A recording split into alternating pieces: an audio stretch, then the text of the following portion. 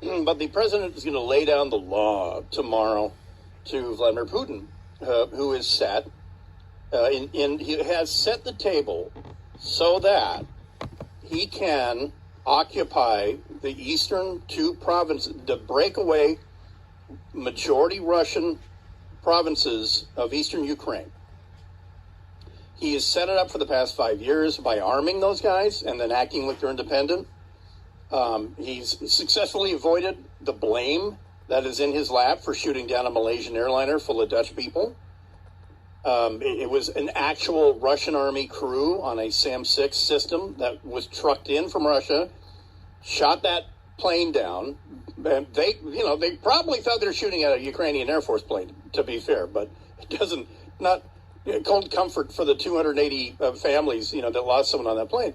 But anyway, what Putin has done is call up and mobilize more reserves than the collapse of the Soviet Union.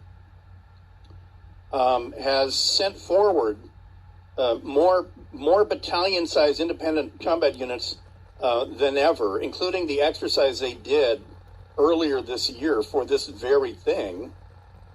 And then the other thing he's done, because, again, he's a chess player, and America tends to play checkers with this guy. He's timed it correct. Because, in America, in the U.S. Army, we have a saying about winter. It sucks. In the Russian Army, they laugh at us saying it sucks. The ground is just as hard, if not harder, in December and January than it is in June, when it's just dry then. Now, it's dry and real hard. But surely, with NATO against him, he wouldn't do this. Well, Ukraine's not in NATO. And truth be told, they were close 15 years ago, but then we realized Ukraine was a basket case. Same with Georgia. Ukraine's not in NATO, and the NATO alliance is under no obligation to defend it under Article 5 if Putin does invade.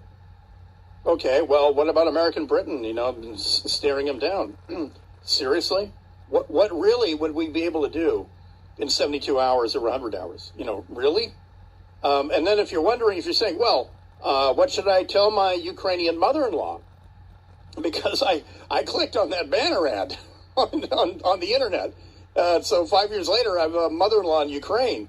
What do I tell them about the EU?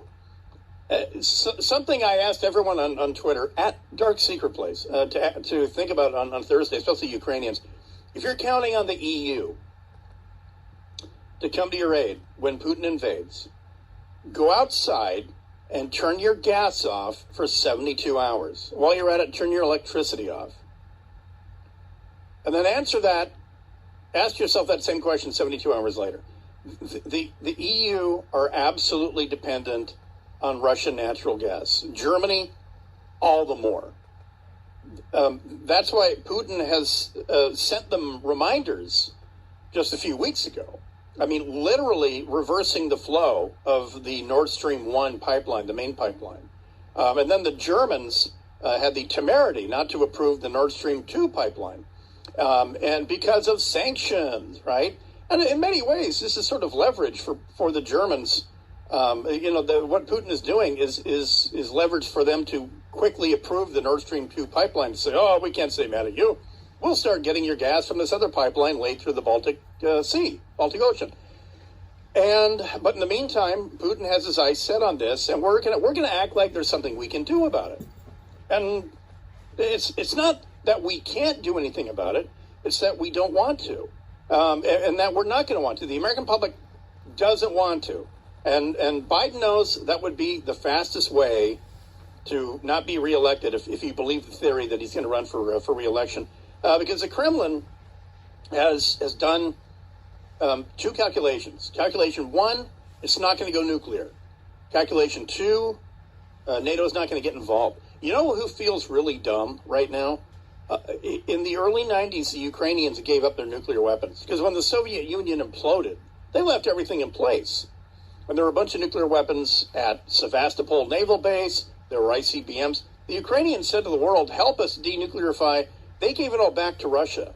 And I bet they realize it would be kind of handy right now because Putin would not even have occupied those two eastern provinces 5 years ago by proxy.